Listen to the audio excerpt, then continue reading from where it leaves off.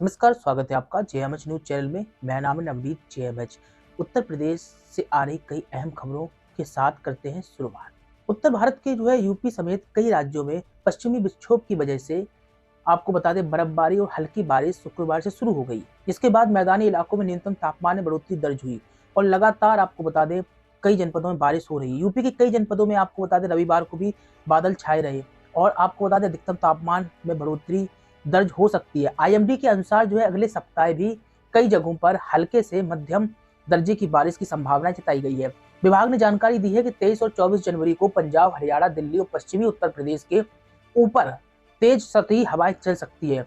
IMD ने UP के लिए पूर्वानुमान लगाया है कि 23 जनवरी को छिटपुट स्थानों पर हल्की बारिश हो सकती है। वहीं 24 से 27 जनवरी के बीच विस्तृत क्षेत्र में हल्की से मध्यम दर्जे की बारिश हो सकती है।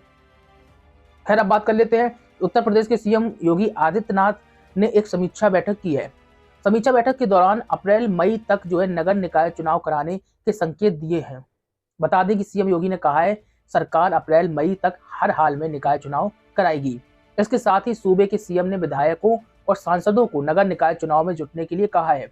मुख्यमंत्री योगी ने कहा है कि निकाय चुनाव के लिए गठित ओबीसी आयोग की रिपोर्ट समय पर आएगी। इसके बाद सरकार अप्रैल मई में चुनाव कराने वाली है। आपको बता दें काफी समय से इसका इंतजार हो रहा है, लेकिन चुनाव की डेट नहीं आ रही है। इसी के साथ ही योगी ने जनप्रतिनिधियों से उनके क्षेत्र में संचालित योजनाओं और परियोजनाओं को लेकर जानकारी भी दी है। सीएम योगी ने कहा है कि जनप्रतिनिधि स्थानीय उद्यमियों और व्यापारियों से संपर्क कर जनपद के औद्योगिक विकास की कार्य योजना को तैयार करें। खैर, अब बात कर लेते हैं यूपी ग्लोबल इन्वेस्टर समिट के दौरान उत्तर प्रदेश सरकार के मंत्री ने एक विवादास्पद बयान दिया है। दरअसल आपको बता दें सीएम योगी आदित्यनाथ प्रशासन में शहरी विकास मंत्री शहरी विकास और ऊर्जा मंत्री ए के शर्मा ने अहमदाबाद में शुक्रवार को कहा है कि उत्तर प्रदेश में लोग क्लर्क या सफाई कर्मचारी की नौकरी पाने के लिए लाखों की रिश्वत देने को तैयार हो जाते हैं, लेकिन उस पैसे का इस्तेमाल पान या मिठाई की दुकान खोलने के लिए नहीं करते।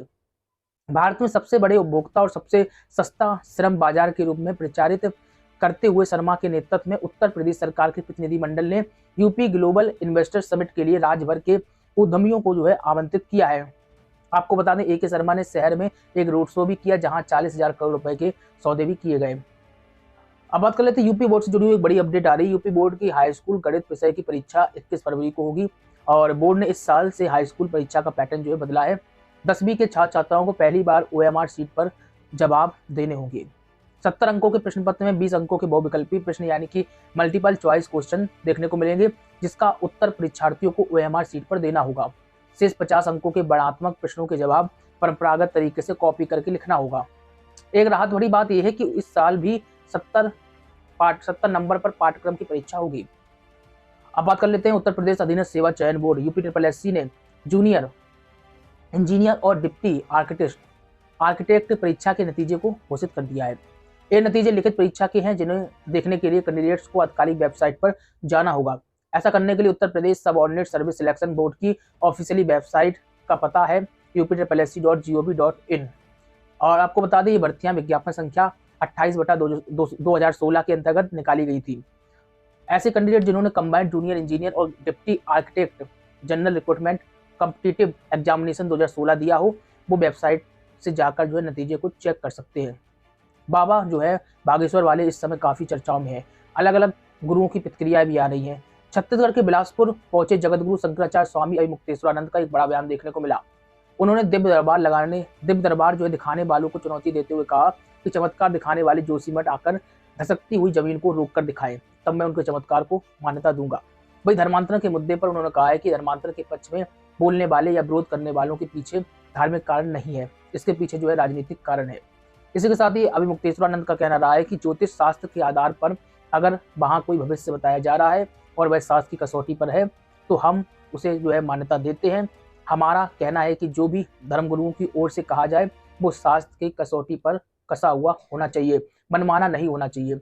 अगर किसी गुरु के मुख से निकल रही बात शास्त्र की कसौटी पर कसी हुई है तो उसे हम मान्यता देते हैं। मनमाना बोलने के लिए ना हम अधिकृत है और ना हम मनमाना कहते हैं।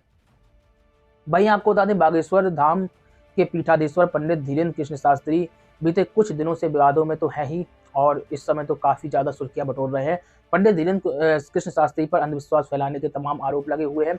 लेकिन इसी बीच जो है पंडित धीरेन्द्र कृष्ण शास्त्री को बाबा रामदेव का समर्थन मिलता हुआ नजर आया। आपको बता दें, बाबा रामदेव का हाल ही में एक बयान आया है।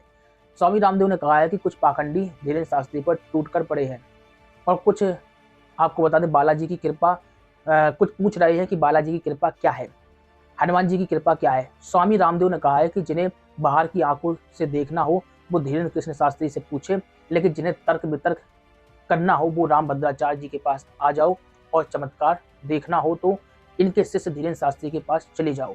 बाबा रामदेव ने कहा कि मैं मीडिया के लोगों को ज़्यादा फोन नहीं करता, लेकिन कहना चाहता हूँ कि सब जगह पाखंड मत ढूंढो।